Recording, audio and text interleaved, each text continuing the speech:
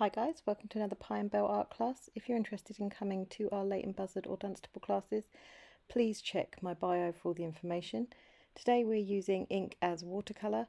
So I'm using Chinese ink, however you can use Indian ink or any ink that's water-based.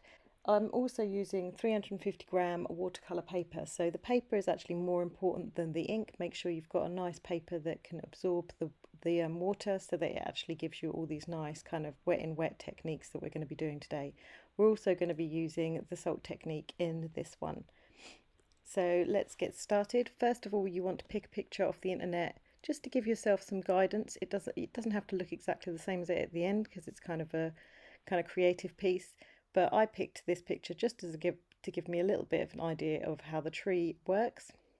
And what I'm going to do is I'm going to make up a grey ink by adding some ink with a load of water there, and then I've got my black ink in the little pot, and I'm going to wet just the entire bottom half of my watercolour paper, and my background kind of hill I'm going to do in grey ink. So I'm going to use my watered down ink there, and then I put that across, and then for my foreground I am going to put in the black ink, and before it starts spreading all over the place I'm actually going to let gravity kind of take effect and do its own thing. Now you'll see that I play around with this quite a lot until I get it how I want it. So I'm using the grey again at the top and then the black again along the bottom, and I'm going to use gravity and add in extra inks and paintbrushes and play around with it until I'm happy with what I've got going on, because that's what you can do with ink. You've got a lot of time if the paper's wet to play around and go back and forth. And also I'm going to bring some salt down in the front just to give myself a bit of texture and interest. But you can see there I'm playing around with it and letting it go where I want it to go. The paper is very wet along the bottom, so even when I'm tipping it upside down, because the paper's not wet at the top, that's not going to actually go into that. So you have a lot of room to kind of maneuver it and let it go where it wants.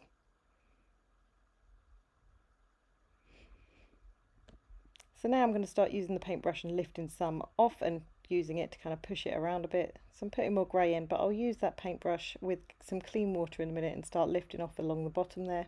So you can see there I'm squeezing it out so that it will lift up some of it. And this is what's real fun with this. It gives you an idea of how watercolour techniques work, but just using one colour. Because you are just using one colour, you have to kind of be inventive and take off and put on and add different things to make the ground look interesting, because you're only using the one colour black. So as you can see, every time I want to lift off or change it around, I'm squeezing out the brush rather than adding more water to it, because there's still plenty of water on there.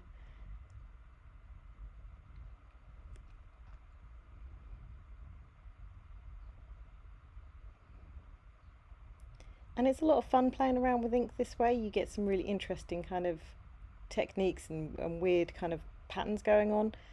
And also it dries completely different to how it is when it's wet. So, you know, let it do its own little magical thing. So there you go. I've put a bunch of salt down the bottom.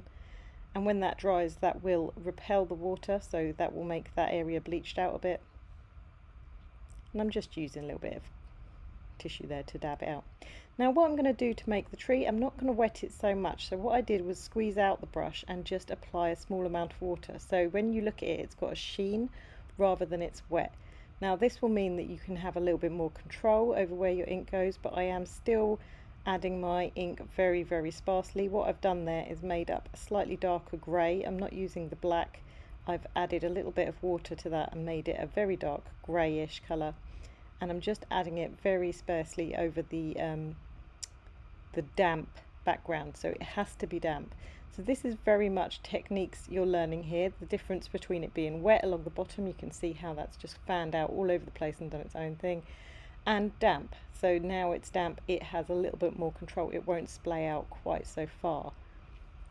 So we can actually kind of, it will splay, but it will still be in generally the shape of our tree, which is what we're after. So now that's all dry, we're going to come in and we're going to put our details in. Now I am putting my details in first with a brush, and then I'm going to come in with a ink pen.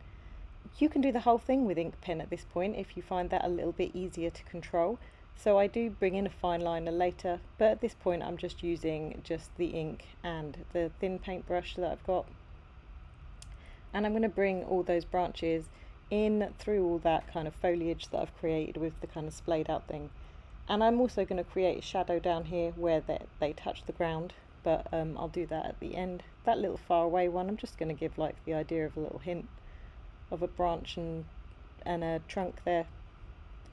But these ones I'm going to give much more attention to because it's obviously my foreground, which is the focal point of this picture.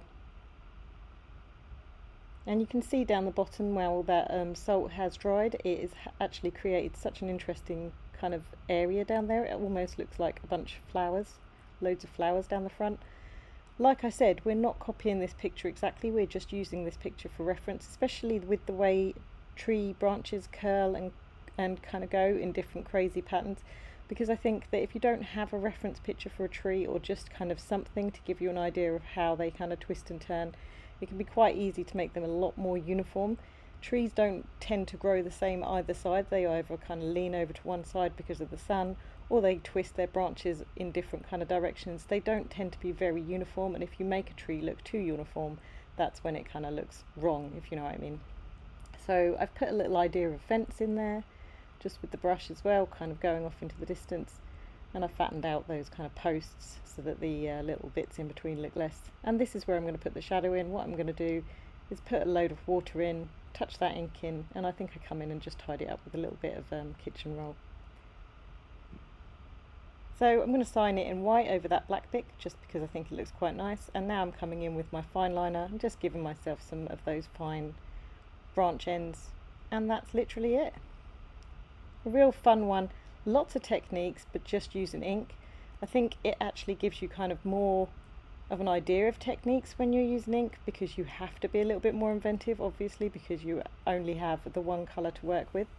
But I think it turned out really lovely.